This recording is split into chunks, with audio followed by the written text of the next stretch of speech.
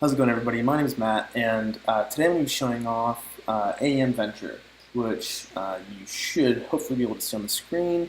And AEMventure is a little mobile game that myself and a couple of people from work made for a dev conference that was last week called Circuit. Now, Circuit is an Adobe developer conference, focusing on the Adobe Experience Manager, Adobe Analytics, Target, Campaign Manager, or Campaign, Audience Manager, or Social, all that fun stuff, that entire suite of tools.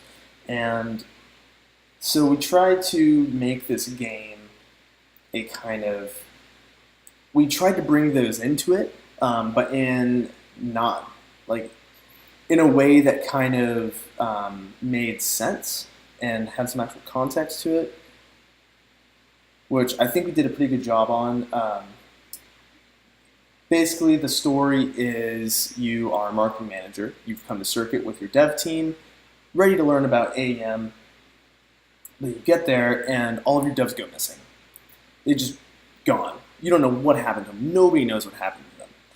And so what you end up having to do is you got to go try and find them, because the only thing that people know is that one of the higher ups of the conference got an email with an image attached to it showing a group of kidnapped developers that are being forced to work on legacy code that has a strict requirement to support IE8, which, if you're a developer, you know it's a fate worse than death. I mean, nobody wants to deal with that. Nobody. No one should deal with that. That's just terrifying. So you don't want them to deal with that. You want your devs back so that you can make some sweet AEM sites, man. So we've got to go try and find them. We've got to just talk to everybody, try and find what happened to these devs. So let's start doing that. This dude looks like he is just completely oblivious to everything. Oh, dude, totally understand. You get that, squirrel, man. All right. That's a coffee machine. So this is actually, the conference took place at Chicago Athletic Center, and the main conference room was the Stag Court there, which is like an old basketball court, it's a super cool place. And we made, dude, IE8 was rough. Yeah, man, I'm right there with you. I mean, that's pretty rough. So anyway, Stag Court, we actually made all of these sprites and these levels based off of the floor plans for the conference. We got the floor plans. We got with our marketing team and kind of found out what the layout of everything was going to be like, so we could recreate it in a game. And then from there, I mean, we just kind of started, filling it in with life and with these littered papers everywhere. A green slimy guy. That's not a normal conference goer. I don't remember seeing any green slimy guys at Circuit. Let's go this way. And we actually did a pretty, there's that green slime. Yeah, that dude does not look legit. He looks kind of sketched out, man. But first, let's chat with this dude, see if he knows anything. Dude, yeah, no one's showing up for your presentation. Sorry, bud. Green guy's gonna say, yeah. Let's chat with him, because he does not look right. Ouch, man. That's rough. What a jerk, dude.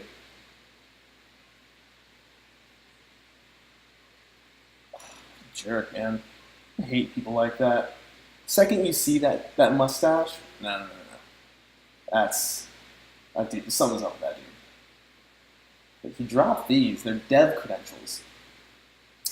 So I have a feeling this dude he's part of he's up to something.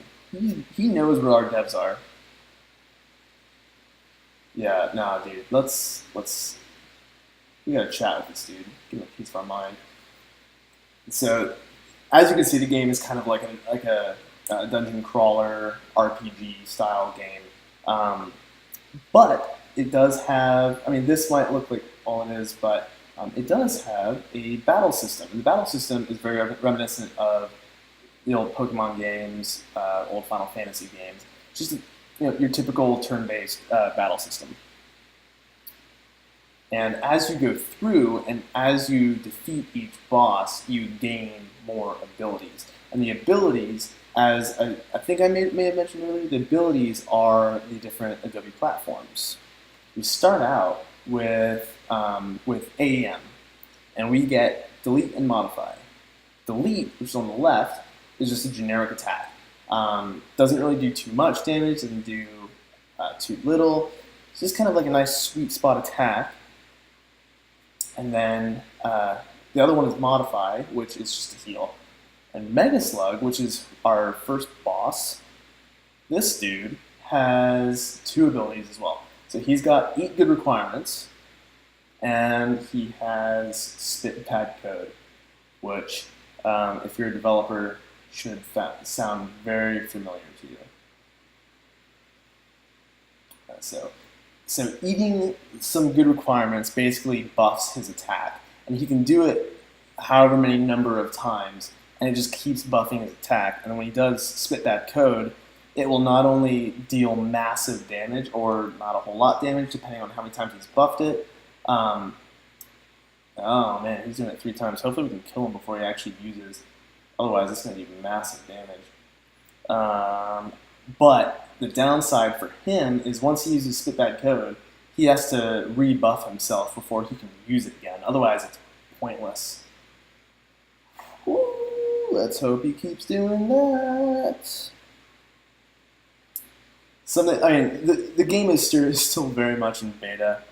We were up until 4 in the morning. All right, sweet, we beat him. You didn't get to see his sweet animation for Spit Bad Code, but we were up until 4 in the morning the night before the conference, trying to get everything finished and working, or playable state. A lot of our original ideas, we had to nix them because we just didn't have any time. I mean, this was just a side project for all of us. We're pretty booked on client work, so this was not really a super high priority in terms of our company is concerned. And so what this text is telling me is that now that we've beaten the vicious Mega Slug, we've received the analytics ability, which is based on Adobe Analytics. Now, what do you do with analytics? You analyze things. So, analyze is essentially Mega Slug's Eat Good Requirements. It just buffs your attack power. You can do it up to 3 times, and then from there you need another. But you can either just continuously use delete, just with a little bit, dealing a little bit more power, or there's another ability. See, that last time someone said the guy who owns it was working on a really cool ability. I wonder where he went. I wonder where he went too, because I want that ability. Whoops. My bad. Looking at the screen, there's a little bit of lag. So this is the laptop in question. Codemaster. This dude's super confident, isn't he? All right. So we need to get into that laptop so we can get our next ability, which is, spoiler alert, Target, based on Adobe Target, and it is essentially Spit That Code, Mega Slug Spit That Code. It just does massive damage, but it clears all stacks of analytics. So the guy we're looking for is actually inside of this room, which is Madison Ballroom. So this was the second room at the conference that we had some of the smaller breakout sessions. So there was two session groups going on. This was where the second session group was. And during the actual conference, to unlock each level, you had to go physically into that room for you to unlock it. So it kind of promoted going and exploring the conference. We had Bluetooth beacons, which would send out a signal. When it detected that signal, it would flag you as in there, and then you'd unlock that level.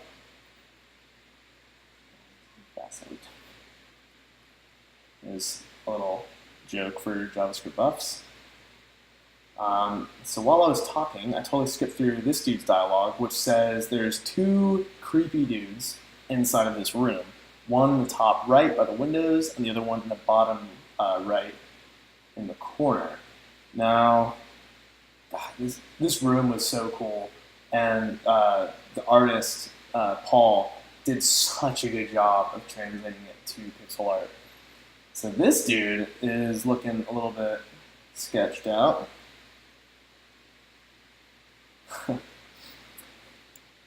So now we've spoken to our next boss, but he refuses to fight us until we get target because he doesn't want to embarrass us.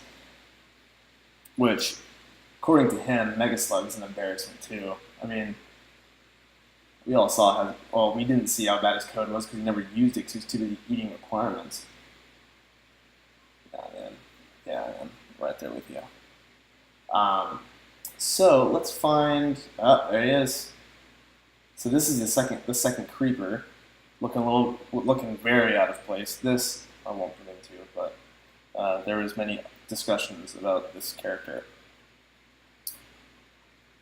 Hey, we found him. All right, this is the Codemaster. Now this was actually super cool, the interaction for it. So we had an Amazon Echo outside of the conference hall. We were going to have it in the same room, in the exact same spot as this dude, but we actually didn't have that room for as long as we thought we were going to, so we had to put it outside of the main conference hall. But we had an Amazon Echo that had a Beanie Baby, a red Beanie Baby with horns next to it. And so, as you may have said or seen in his dialogue, he says, I can give you the password, but I can't give it to you in this game. It's not safe. You're going to have to find me in the real world. So people had to go find him, find the Amazon Echo, and then they had to ask it what the password was, and then it would respond with the proper password. So you'd have to go up and say, Alexa, ask Codemaster what the password is, and she would respond with, the password you seek is AEMventure. But it was like, she's not the best for stuff like that. Because you could barely understand what she was saying. Like, people had to repeat it numerous times, like, what? What was that? So now we've got that password, we can go back into this laptop, let us add a daemon in there, and boom, we've got target. So like I said, target is essentially just spit that code. It's going to deal massive damage. It's essentially going to just do a crit. If we've used analytics. Let's pop on up here and let's go give this dude a piece of our mind and see if we can find out what happened to our devs. Now, Anon, he, contrary to what it looks like, is not inspired by, you're not fighting the hacking group. He's supposed to represent an anonymous user going to a website, or somebody with ad block on the site that you can't track, because that's why you need analytics to try and get a hold on him so you can track him, and then use target to send him a personalized experience even if he doesn't want it. So that's his first ability is incognito, which is hilarious, at least to us. And now that we've got analyze or analytics and target, that is pretty much our bread and butter from this point on in the game. It's just, we're just going to keep alternating through those two to just deal massive damage, because from here on out, Anon's got tons of defense, tons of health, so does the webmaster they keep mentioning.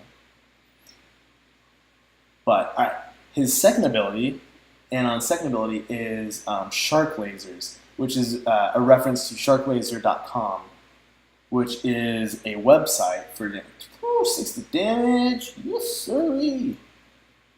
Which is a website where you, like, say you're on one of those clickbait sites, but it's got an actually really interesting white paper attached to it. You really want that white paper, but you don't want to give them your email just so you can download it, because you know the second you give them their email, your email's toast. You've got millions of spam heading your way. So sharklasers.com, you just pop on the site. It'll give you a fake email. I don't know if I lost track of my turn. So it'll give you a fake email that you can toss in there. You'll still get the email